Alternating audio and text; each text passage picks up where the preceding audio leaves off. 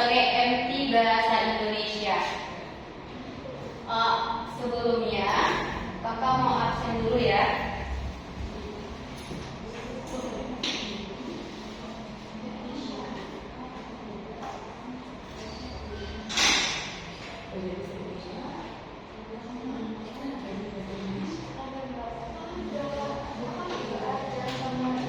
Ada belajar bahasa Indonesia nggak di sekolah? Ada kan? Sama siapa guru bahasa Indonesia-nya? Udah Pak. Guru kan juga dulu. Kelas 11 sama udah Pak. Anak.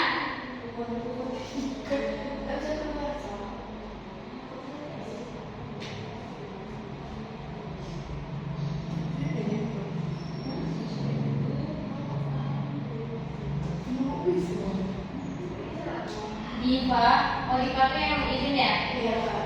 Oke. Putri, Kanaya, Zara,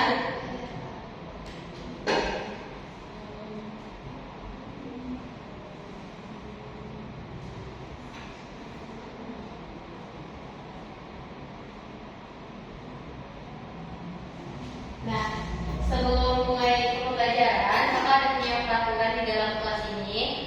Kalian boleh menggunakan HP, tapi saat Kak suruh atau saat kita ada PPT yang Kak share ataupun tugas-tugas yang Kak suruh nanti. Nah, selain itu tidak ada yang menggunakan HP, mohon HP-nya di silent saat pembelajaran biar tidak mengganggu proses pembelajaran kita. Bisa? Oke. Nah, kalian di sekolah bahasa Indonesia-nya sekarang lagi belajar tentang apa? Sama kelas. Oh, belajar tentang apa? Teks argumentasi. Teks argumentasi sama kan berarti? Iya. Pembelajarannya udah sampai mana di sekolah? Ya, kerajinan. Bahasa Indonesia apa ya? Teks itu terakhir. Kerajinan apa sih? Dari kombinasi apa sih? Iya.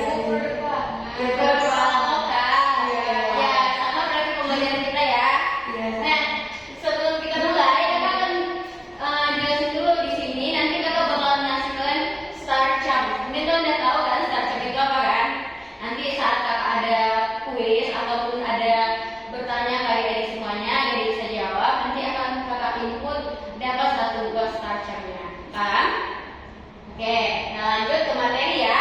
Nah, materi kita di sini yaitu mengenalkan dan mempromosikan produk pangan lokal Indonesia atau teks argumentasi.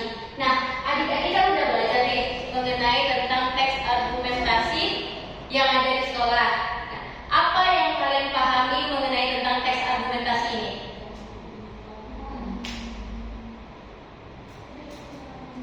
Apa yang kalian dapat di sekolah atau yang udah kalian pelajari di sekolah mengenai teks argumentasi ini? Udah tahu nggak teks argumentasi itu seperti apa? Atau apa sih argumentasi itu? Argumen, pendapat. Nah, di sini di argumentasi ini kita akan mempelajari tentang adanya ide pokok. Udah belajar ide pokok? Udah? Adanya ide pokok dan yang kedua itu kalimat fakta dan opini di dalam sebuah teks argumentasi. Apa ada satu contoh soal yang udah tulis ini? Ini merupakan atau mau dibaca dulu ya? Mau dibaca boleh? Karena ya Indonesia memiliki khazanah yang melimpah, termasuk dalam bidang kuliner atau pangan lokal. Antara lain adalah jenis buah, tanaman, pakan dan makanan olahan. Satu di antara pangan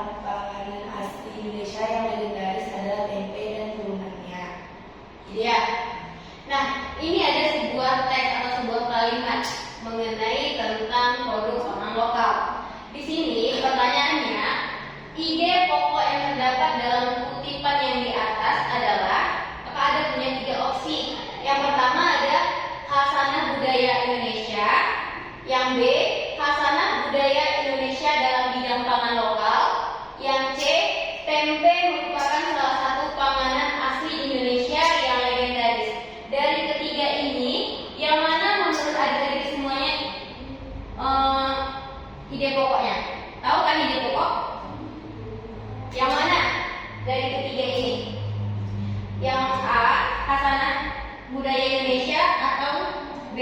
Khasanah budaya Indonesia dalam bidang pangan lokal, atau C. Tempe merupakan salah satu panganan asli Indonesia yang legendaris.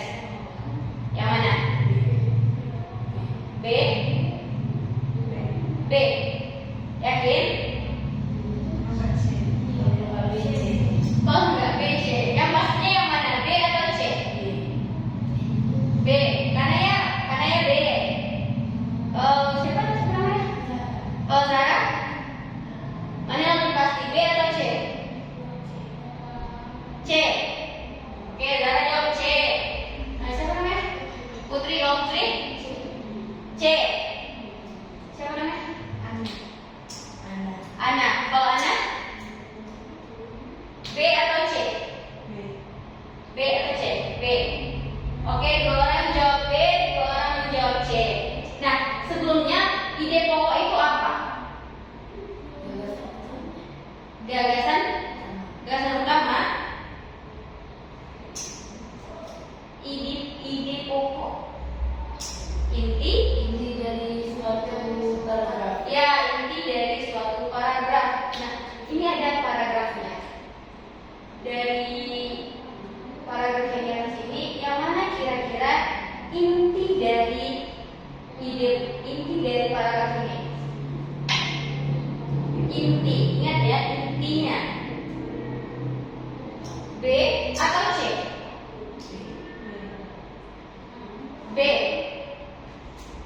C. Oke, coba lihat ya. Jawaban yang benar itu adalah B. Kenapa B?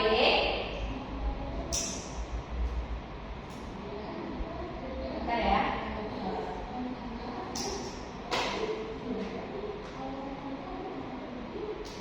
Ide pokok. Nah, kalau ide pokok berarti dia mencakup dari semua yang ada di paragraf itu atau di kutipan tersebut. Nah, kenapa dia B? Karena ide pokok itu merupakan inti dari paragraf atau pokok bahasan dalam sebuah paragraf. Kita dapat mengetahui letak kalimat utama tersebut, yaitu kalimat pertama. Kalau kalimat utama, kalian tahu nggak kalimat utama? Yang mana kalimat utamanya?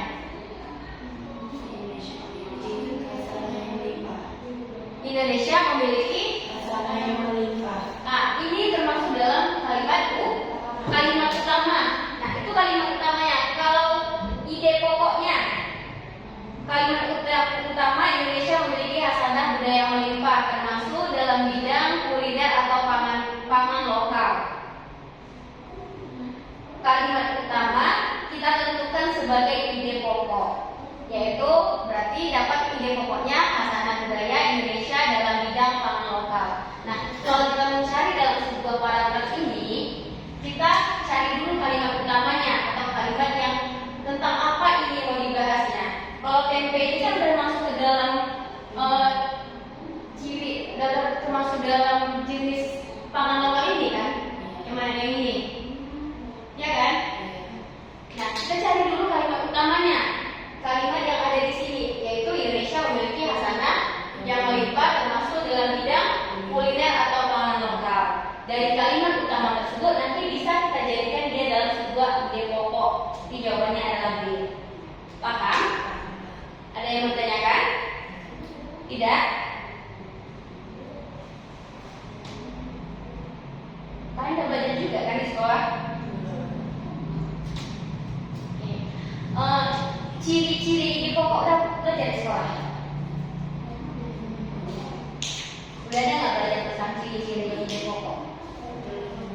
Belum ada? Belum ada? Apa udah belajar PPT dia apa yang boleh dilihat? Ada ciri-ciri ide pokok.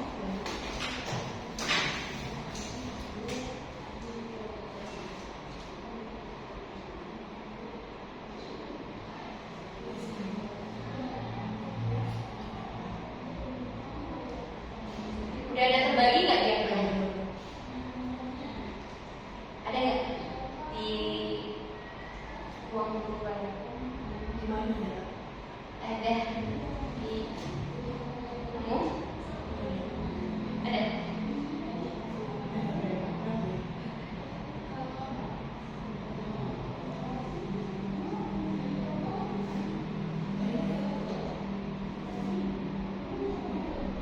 Ada?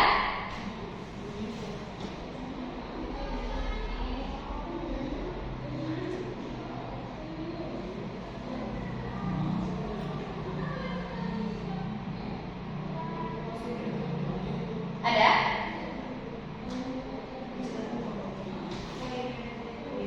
Ada nggak?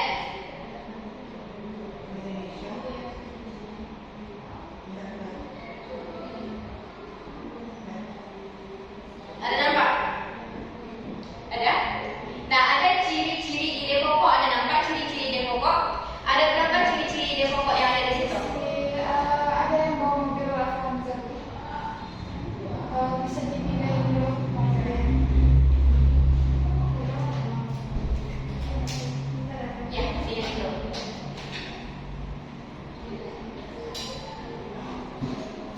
Enggak.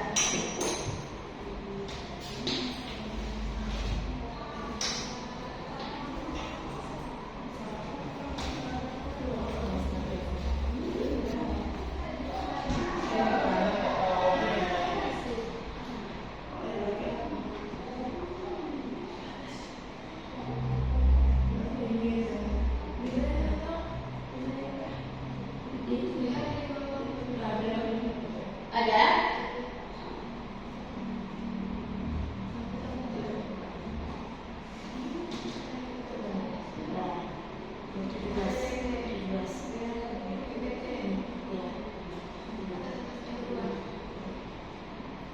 Ada kan? Nomor 17. Ada berapa ciri-ciri ide pokok di situ? Ada dua. Yang pertama adalah inti permasalahan. Sebuah paragraf.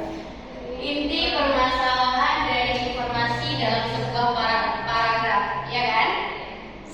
Yang kedua, Hal yang tidak mampu mewakili ide dalam sebuah bahasa.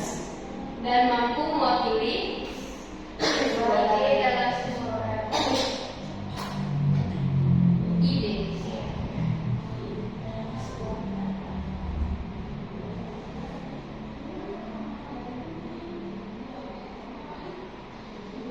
Nampak nggak? Baca nggak?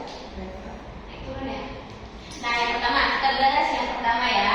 Yang pertama itu inti permasalahan dari informasi dalam sebuah paragraf. Nah, ide pokok di dalam sebuah pokok bahasan atau di dalam sebuah kalimat itu biasanya apa permasalahan yang ada atau yang dibahas itu merupakan ide pokok itu tersebut. Inti permasalahannya itu sama seperti ini tadi. Kalau contoh kita tadi, apa inti permasalahan yang ada di sini? Produk pangan lokal. Nah, itu dia. Kita cari dia inti permasalahan dari informasi yang ada ini. Kemudian itu termasuk dalam ciri-ciri dalam sebuah ide pokok. Yang kedua, hal yang umum. Hal yang umum dan mampu mewakili ide dalam sebuah paragraf. Apa maksudnya ini? Ada yang tahu? Hal yang umum dan mampu mewakili ide dalam sebuah paragraf. Apa maksudnya? Apa maksudnya? Hal yang umum dan mampu mewakili ide dalam sebuah paragraf.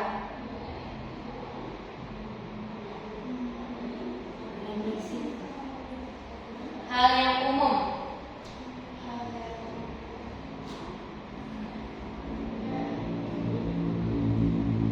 Hal yang umum itu maksudnya sama dengan inti dari pembicaraan atau inti dari paragraf tersebut dan mampu mewakili ide dalam sebuah paragraf. Nah, dalam sebuah paragraf ini yang mana idenya? Ya, ide pokoknya, idenya. Kalau ini kan hal yang umum nih dibahasnya kan. Kalau udah masuk ke dalam jenis buah, tanaman pangan, makanan olahan, tempe itu termasuk ke dalam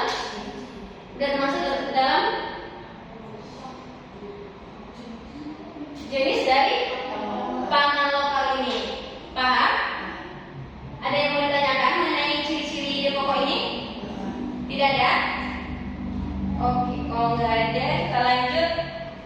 Bagaimana sih cara menentukan ide pokok ini?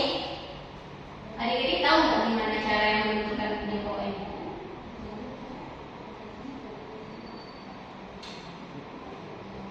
Tahu nggak? Bagaimana caranya menentukan ide pokok ini? Hal yang pertama kita lakuin apa? Apa hal yang pertama kita lakuin untuk menentukan ide pokok ini? Kita baca paragrafnya.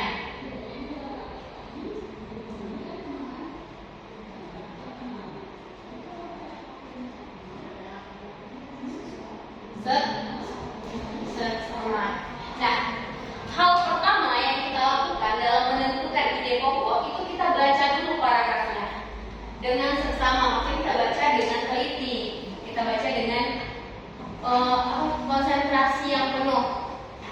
Yang kedua,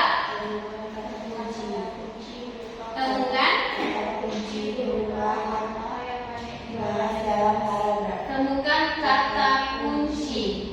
Nah, yang paling mudah temukan kata kunci atau kata yang paling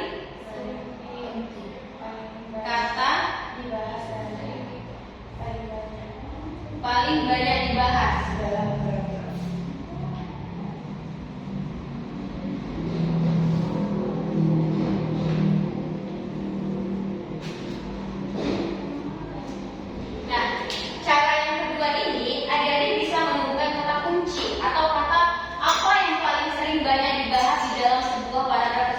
Contohnya, teks kita tadi ini, apa yang paling banyak dibahas di sini?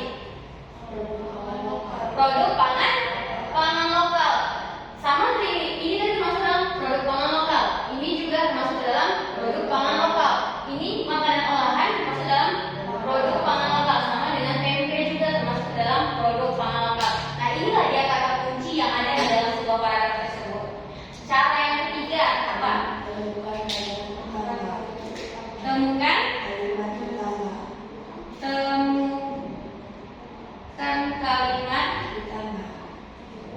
kalimat utama.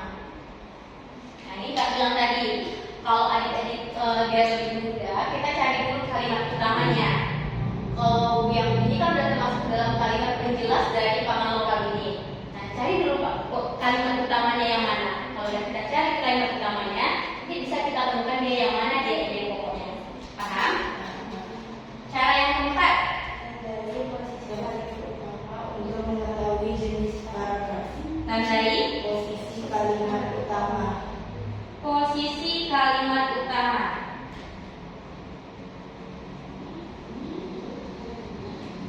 Nah, untuk menandai posisi kalimat utama itu seperti apa? Bisa kita garis bawahi seperti ini.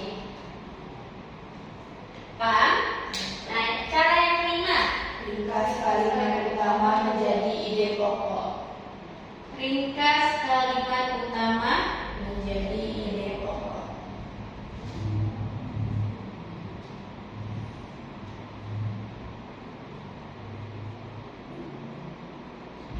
Nah, ini ringkas kalimat utama menjadi ide pokok. Apa maksudnya ini? Paham nggak? Jadi singkat. Iya, kita singkat. Kayak ini tadi, ini kan panjang nih kata garis bawah ini. Indonesia memiliki khasanah yang melimpah termasuk dalam bidang kuliner atau pangan lokal. Nah, bagaimana kita cara menyingkatnya? Apa jadinya singkatannya? Khasanah budaya Indonesia dalam bidang pangan lokal. Khasanah budaya Indonesia dalam bidang pangan lokal. Kata-kata mana yang kita hilangkan? Indonesia memiliki. Ini kita hilangkan. Indonesia memiliki khasanah. Terus yang melimpah kuliner termasuk atau. Nah, tinggallah kalimatnya menjadi khasanah dalam bidang pangan lokal. Paham? Paham bagaimana cara menentukan ide pokok ini? Siapa sih? Ana paham? Oke, kita jelasin sekali lagi ya.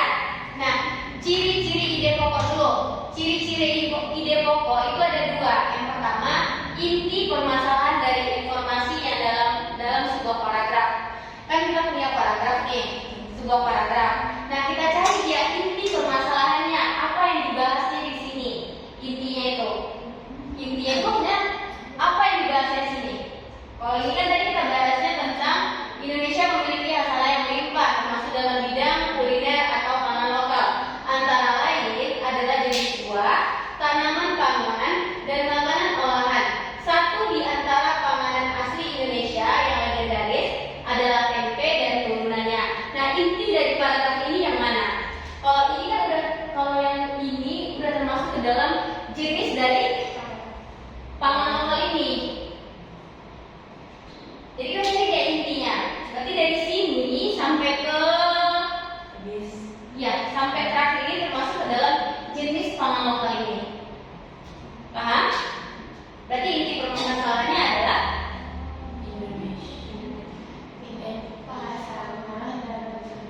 dalam bidang pangan lokal. Paham? Anda paham? Yang kedua, hal yang umum dan mampu mewakili ide dalam sebuah paragraf.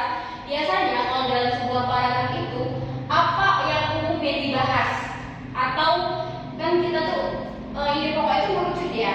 Nanti kita membahas dulu hal yang umumnya dulu. Nanti setelah kita membahas yang umumnya itu ada anak-anaknya seperti ini. Ini termasuk dalam anak-anak dari pangan lokal ini. Berarti hal yang umumnya itu mengenai pangan lokal. Ini termasuk ke dalam ke pangan lokal. Nah, ini yang umumnya. Paham?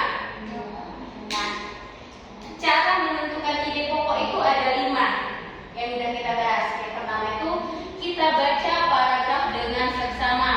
Di dalam sebuah paragraf ini kita baca dengan baik-baik, kita baca dengan konsentrasi yang penuh. Kalau kita sudah membacanya dengan konsentrasi yang penuh, nanti kita bisa menentukan ide pokoknya.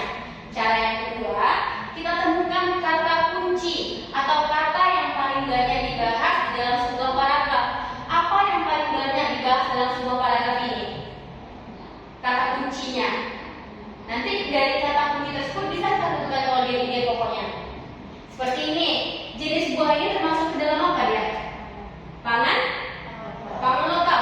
Tanaman pangan ini termasuk ke dalam mana dia? Pangan lokal. Kalau makanan olahan ini? Pangan lokal. Satu di antara panganan asli Indonesia yang legendaris adalah tempe. Tempe ini termasuk ke dalam pangan lokal. Nah, itu dia kata kuncinya. Paham? Sama dia tadi kayak ini, kita membahas hal yang umum. Sama dia dengan temukan dia kata kuncinya. Paham? Anda paham? Nah, cara yang ketiga yaitu kita temukan dia kalimat utamanya. Di dalam sebuah paragraf ini pasti ada kalimat utamanya. Yang mana dia kalimat utamanya? Bisa kita garis bawahi atau kita tandai posisi kalimat utamanya. Kita garisi aja.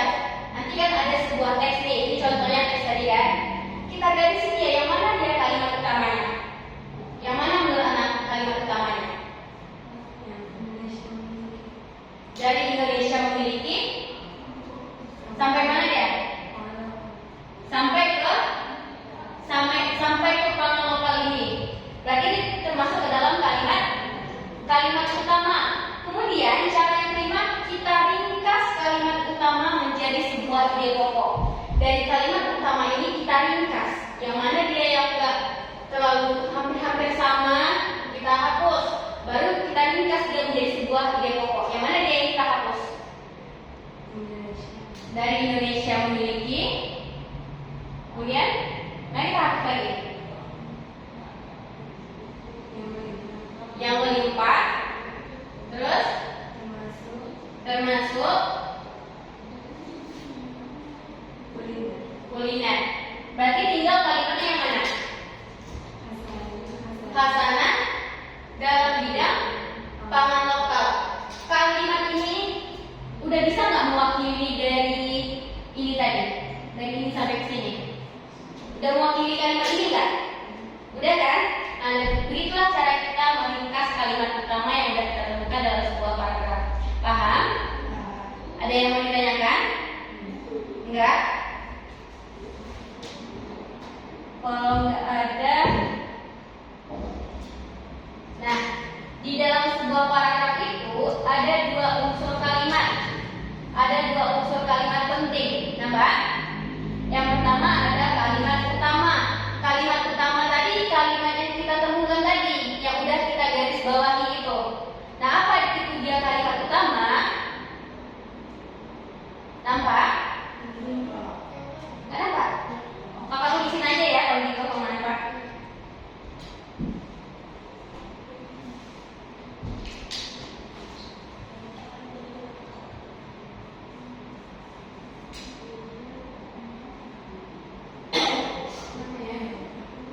Sini.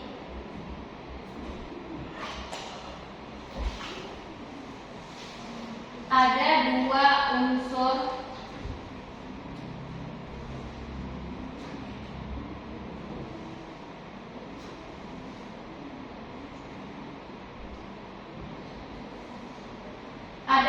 unsur kalimat penting untuk kita menemukan ide pokok.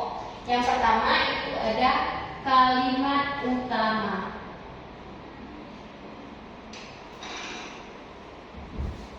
Nah, apa itu dia kalimat utama? Di dalam sebuah paragraf, inti permasalahan yang juga sering disebut dengan gagasan utama, gagasan pokok atau pikiran utama yang biasa kita bilang di sekolah kan, ada gagasan utama, ada pikiran utama, ada gagasan pokok, ya kan? Nah, itu termasuk ke dalam kalimat utama. Termasuk dalam kalimat utama ini.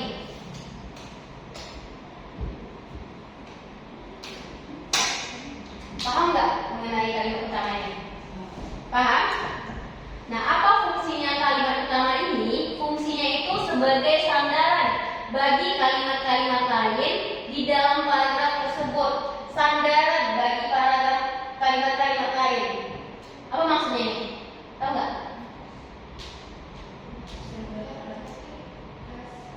Dia sebagai sandaran bagi kalimat-kalimat lain di dalam paragraf tersebut. Ya, sandaran. Sebagai sandaran.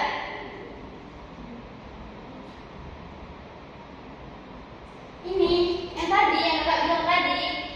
Ini kan termasuk sandaran, maksudnya itu dia termasuk ke dalam ini. Apa tadinya ini Kak bilang? Iya, termasuk dalam jenis-jenisnya kan sandaran. Itu maksudnya dia sebagai sandaran atau termasuk ke dalam sebuah kalimat ini. Itu dia. Paham? Nah, yang kedua itu ada kalimat penjelas.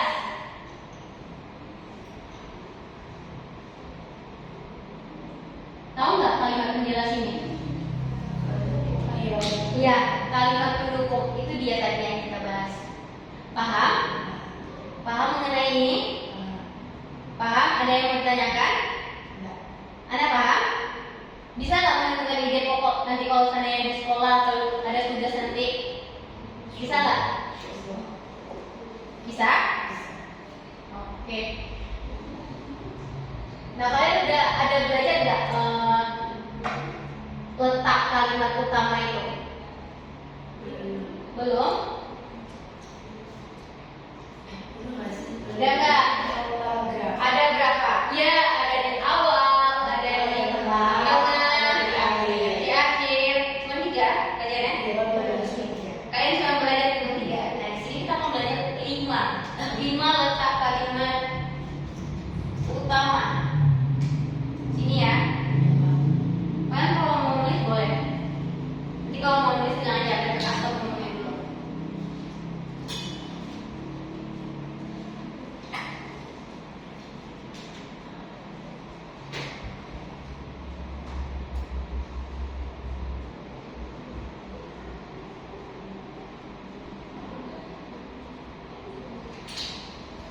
Yang pertama apa dia? Apa itu kalau di awal tulisnya bilang?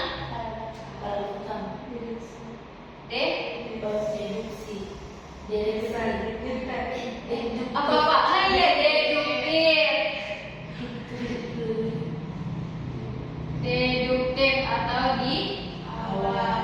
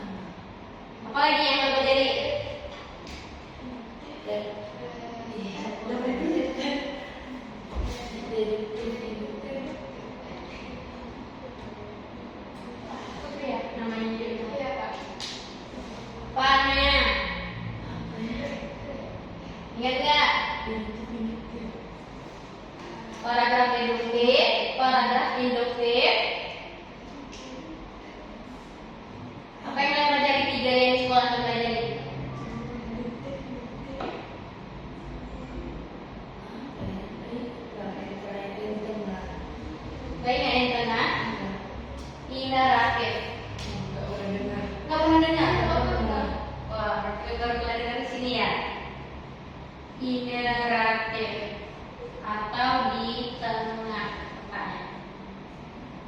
Kemudian di sini ada campuran. Kalau campuran itu bisa di awal, Bisa di akhir, bisa di depan, bisa di awal, akhir, dan tengah. tengah. Nah, satu lagi namanya, lupa. Namanya ada paragraf naratif.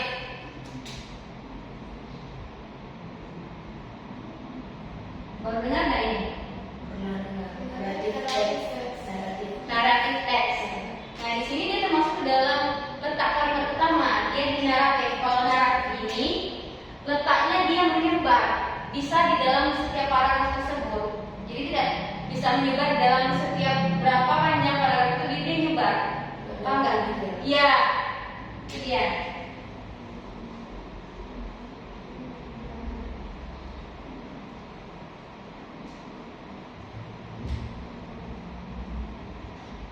Nggak muat.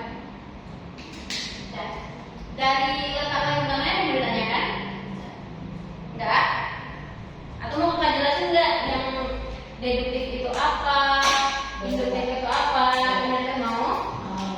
Oke. Nah, paragraf deduktif itu adalah paragraf yang ide pokok atau gagasan utamanya terletak di awal paragraf dan diikuti oleh kalimat-kalimat penjelas. Sama ini seperti ini tadi. Ini letaknya di mana? Di Awal. Di awal. Berarti ini termasuk ke dalam deduktif. Nah, kalau induktif berarti letaknya di akhir. Dia kalimat penjelasnya terlebih dahulu, baru nanti kalimat utamanya itu ada di akhir. Kita balik aja ini. Bisa kita bikin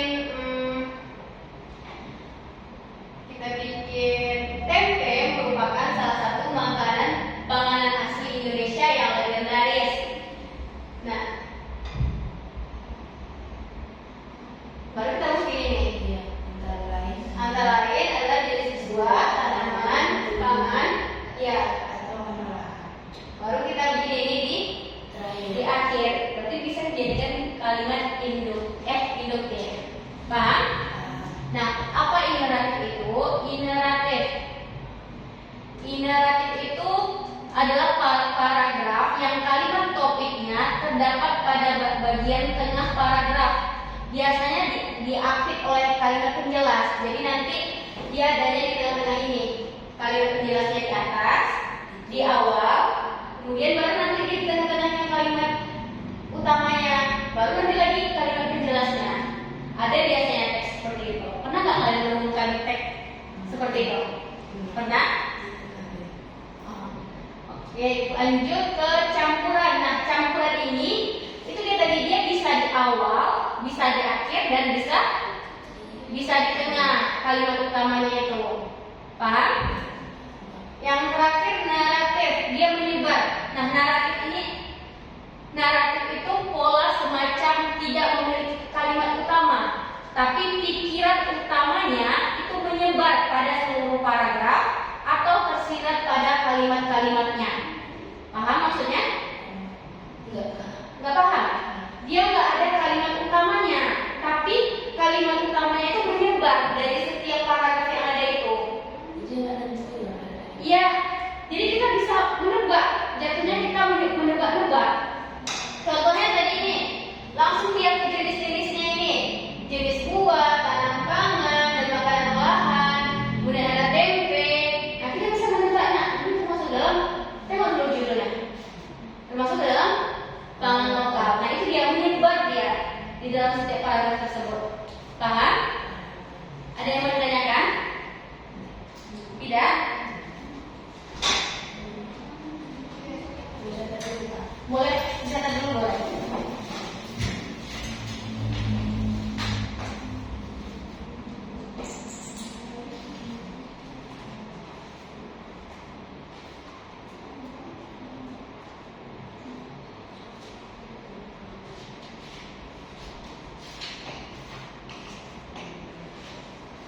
Bisa nggak kalian bacanya?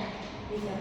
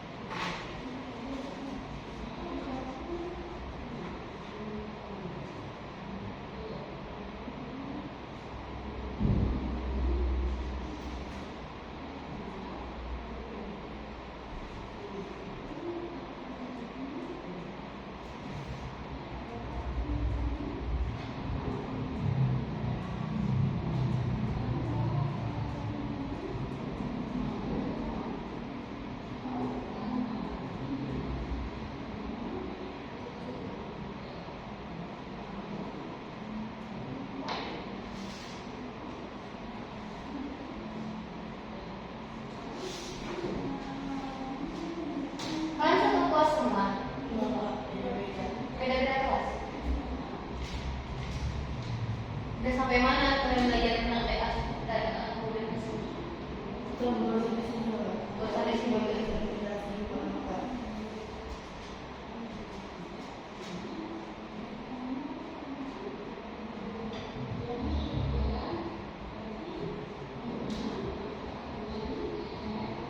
Nanti kalau ada tugas di sekolah, nanti kalau kalian nggak paham boleh tanya sama kakak.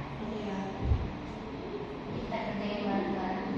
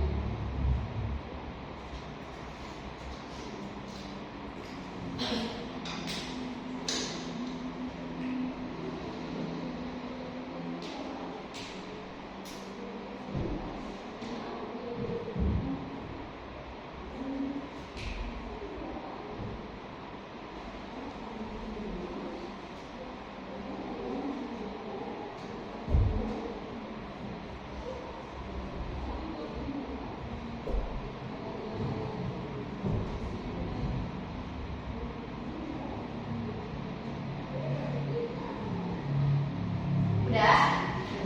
Nah, coba lihat di HP yang lagi ada di situ konsep 1, contoh soal. Ada nggak? Konsep 1. Ada?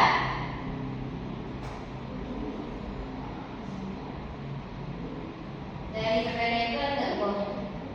Kuis ya namanya. Kuis? Iya. Cek konsep 1.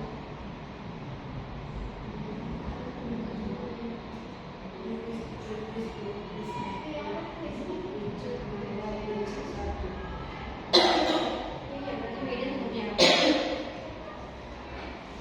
Konsep 1.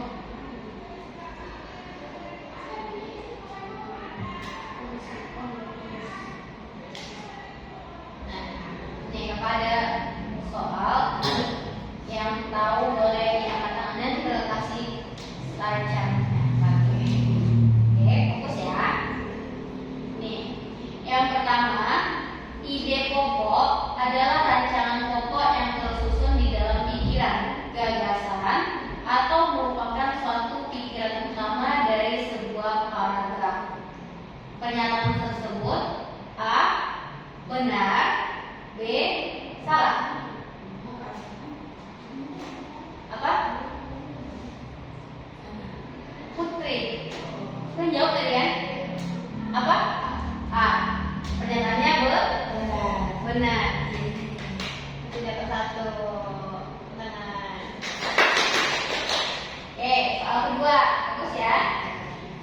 dalam satu paragraf terdapat beberapa ide pokok dalam beberapa kalimat utama.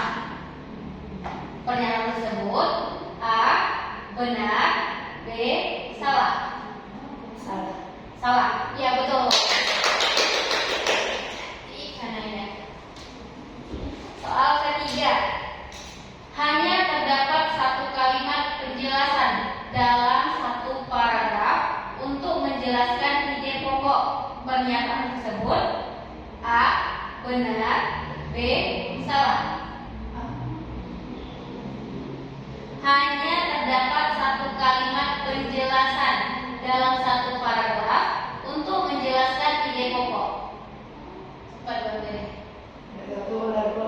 Putri? Salah. Karena ya? Salah. Jawabannya adalah salah. Karena dia cuma satu. Ya. Berarti Putri dapat 1. Ya. Soal keempat. Pola pengembangan paragraf deduktif dimulai dengan pernyataan umum, kemudian diakhiri dengan pernyataan-pernyataan khusus. Pernyataan tersebut A. Benar, B. Salah. Deduktif tadi apa? A.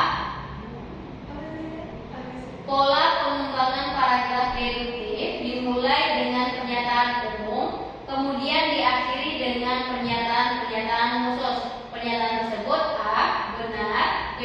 Salah. Benar. Ya, betul. Ini anak dapat 1 ya. Nah, tadi kakak bilang kan dia deduktif, berarti di awal. Kalau di awal berarti kita membahas hal-hal yang umumnya dulu. Baru nanti ada kalimat penjelasnya atau ke hal-hal yang khususnya. Itu dia tadi.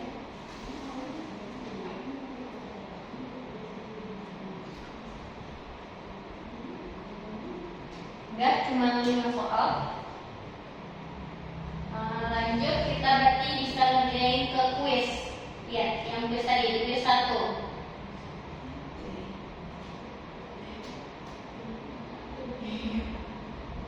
Nampak? Coba kita baca instruksinya dulu apa tulisnya. Fokus pembahasan pada paragraf 1 adalah, kita lihat dia paragraf 1-nya. Siapa mau bacainnya? Bacain sana ya. Presiden Republik Indonesia resmi membentuk badan baru di bidang pertanian, yakni Badan Pangan Nasional yang dibentuk dengan Peraturan Presiden Nomor 66 Tahun 2021 pada 29 Juli. Fungsi badan ini adalah melaksanakan tugas pemerintahan di bidang pangan. Badan ini dibentuk dan langsung berada di bawah pertanggungjawaban kepada Presiden. Badan ini bertugas untuk koordinasi, penetapan kebijakan dan ketersediaan pangan, stabilisasi harga dan pasokan pangan, pelaksanaan pengadaan, pengelolaan dan penyaluran cadangan pangan, pelaksanaan pengendalian kerawanan pangan, pembenihan hingga bimbingan teknis dan supervisi atas pangan. Oke, pertanyaannya fokus pembahasan pada paragraf 1 adalah A. Badan Pangan Nasional melaksanakan tugas pemerintahan di bidang pangan. B. Badan Pangan Nasional dibentuk dengan Peraturan Presiden Nomor 66 Tahun 2021 pada 29 Juli. C. Badan Pangan Nasional dibentuk dan langsung berada di bawah dan bertanggung jawab kepada Presiden. D. Badan Pangan Nasional yang baru dibentuk ini memiliki tugas yang sangat banyak dalam bidang pertanian. E. Presiden Republik Indonesia resmi membentuk badan baru di bidang pertanian, yakni Badan Pangan Nasional. Yang mana dia jawabannya? Yang E. Betul. Masih satu-satu ya. Anda 1, Putri 1. Berarti bisa kan menentukan ide pokok itu kan? pembahasan. Nah, fokus pembahasan berarti sama dengan ide pokok tersebut. Ada ya jawaban dari situ langsung? Ada. Oh iya. Udah baca di semua Kak. Enggak itu nanti pakai timer. Udah diklik. Udah. Buat dulu. Udah. Nah, kenapa dia yang E? Kenapa? Karena dari ini yang Iya. karena dari Indonesia ini kan hanya untuk Indonesia. Ya, sama kayak ini tadi. Kita eliminasi dia kali pemilihannya. Paham berarti kan? Nah, soal yang kedua di situ apa soalnya? Kedua adalah Pola pengembangan paragraf 1 dan 2 adalah ini deduksi ya. A. Deduktif itu. B. Induktif. C. Campuran. D. Tengah paragraf. E. Tidak memiliki pola pengembangan. Yang mana dia? Yang A. Ada nggak penjelasan itu kenapa dia yang A? Nggak ada. Nah, kenapa dia yang A? Coba kita lihat di paragraf 1. Kalimat 1 itu menyampaikan bahwa telah dibentuk Badan Pangan Nasional oleh Presiden Republik Indonesia. Kemudian kalimat 2-nya menjelaskan tentang fungsi dari Badan Pangan Nasional, ya enggak? Iya. Kalian lihat teksnya ya. Kemudian di kalimat 3-nya, kalimat 3 dan 4 itu menjelaskan tentang tanggung jawab dan tugas dari Badan Pangan Nasional, ya enggak? Apa tanggung jawab di situ? Kepada stabilitas harga dan pasokan pangan, pengadaan bahan dan penyaluran cadangan pangan, pelaksanaan pengendalian kerawanan pangan, pembenihan dan pembinaan teknis dan supervisi atas pangan. Nah, itu berarti menjelaskan tentang tanggung jawab dari Badan Pangan Nasional tersebut. Berarti secara keseluruhan teks tersebut membahas tentang Badan Pangan Nasional yang baru saja dibentuk. Berdasarkan hal tersebut, kalimat utama pada paragraf pertama tersebut terdapat pada kalimat deduktif atau di awal paragraf tersebut, ya kan? Nah, kita lihat di paragraf yang kedua. Paragraf kedua di kalimat pertamanya dia menyampaikan bahwa pembentukan Badan Pangan Nasional adalah sebuah kebutuhan, ya enggak? Di kalimat 2 dan 3-nya menjelaskan tujuan besar dari pembentukan badan tersebut. Ya enggak? Apa tujuannya di situ? Untuk membangun kemandirian pangan, membenahi karut-marut persoalan pangan, dan pemutasan kebijakan pangan yang juga dapat diimplementasikan kebijakan pangan. Ya. Nah, di kalimat 4-nya itu masih menjelaskan tentang harapan dari tujuan dibentuknya badan tersebut. Ya enggak? Yang kalimat kelimanya menjelaskan tentang saran dari penulis kepada Badan Pangan Nasional. Ya enggak saran dari penulis?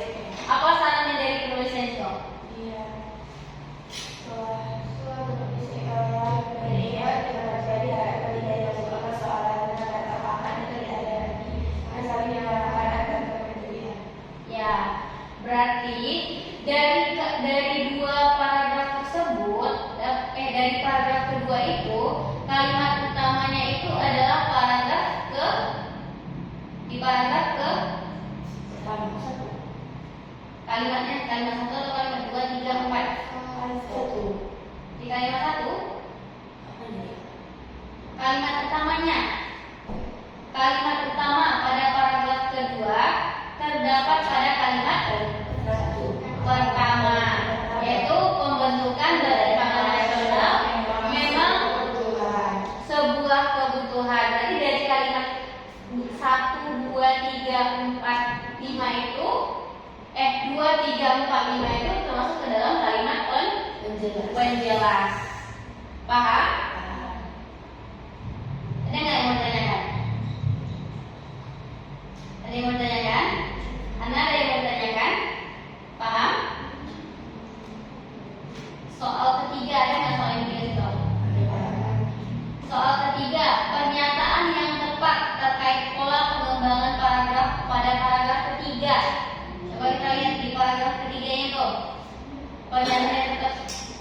yang tepatnya. A. Paragraf ketiga merupakan pengembangan. Kalau sini pola pengembangan pada kalimat di Ya, beda teks lagi ya. Makanya teksnya pola pengembangan yang ditanya ya. Pola pengembangan paragraf pada paragraf ketiga Beda tes. beda teks lagi.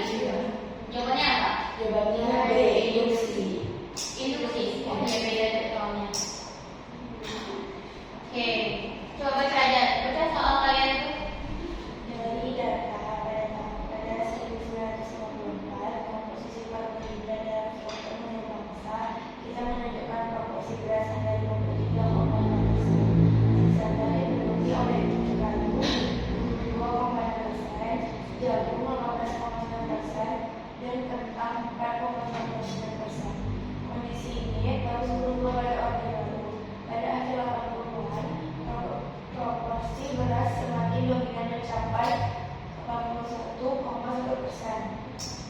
Sisanya ubi kayu 10,2% dan jagung 7,82%. Hal tersebut terjadi karena pemerintah Orde Baru makin mendorong beras untuk menjadi bahan pangan utama di seluruh Indonesia. Penyeragaman konsumsi beras di Indonesia membuat makanan pokok lokal tergantikan.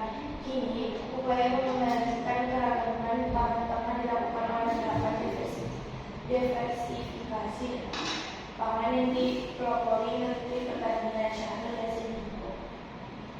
Soalnya Pola pengembangan paragraf di samping adalah yang mana dia? induksi. Induksi. Pola pengembangan paragraf terdiri dari dua jenis, yaitu deduksi dan induksi. Induktif ya. Induktif tadi apa? Ada di induktif di akhir. Di awal itu namanya deduktif. Nah, Kak, ada soal nih yang dapat kasih start soal ini. Coba lihat paragraf ketiga soal yang tadi, yang di atas, paragraf ketiganya. Dan Kakak bacain ya. Pernyataan yang tepat terkait pola pengembangan paragraf pada paragraf ketiga teks yang ada di situ adalah A. Paragraf 3 merupakan pengembangan paragraf deduksi karena terdapat dua ide pokok yang dituangkan dalam dua kalimat utama. B.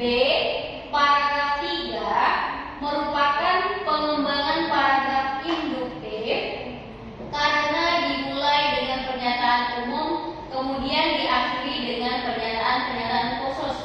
C. Paragraf 3 merupakan pengembangan paragraf deduktif karena kalimat utama terletak di awal paragraf dan diikuti dengan kalimat-kalimat penjelas. D.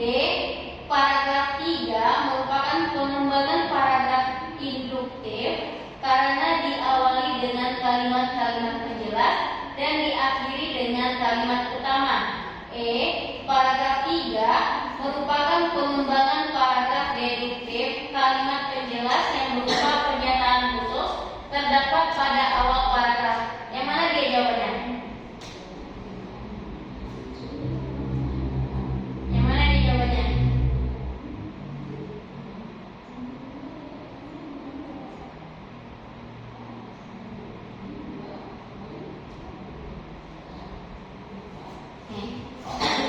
Kalitin ya. Apa yang dapat nggak kasih startnya di soalnya? Apa? Apa? Boleh lihat.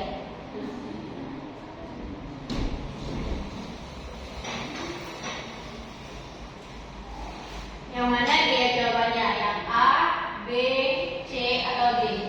Lihat paragrafnya. Udah dapat? Yang mana? C. Coba baca lagi.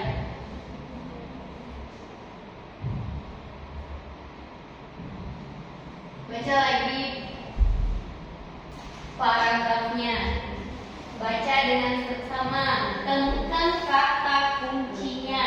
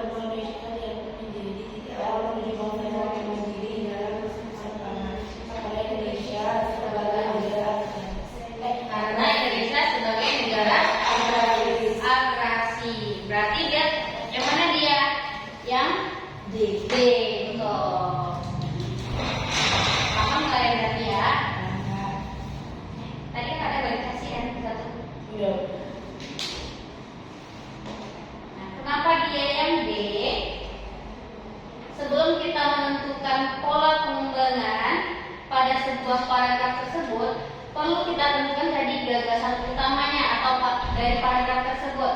Gagasan utama itu didapat dari informasi yang disampaikan oleh kalimat utama. Kalimat utamanya tadi ada di akhir dari paragraf tersebut. Berarti paham kan?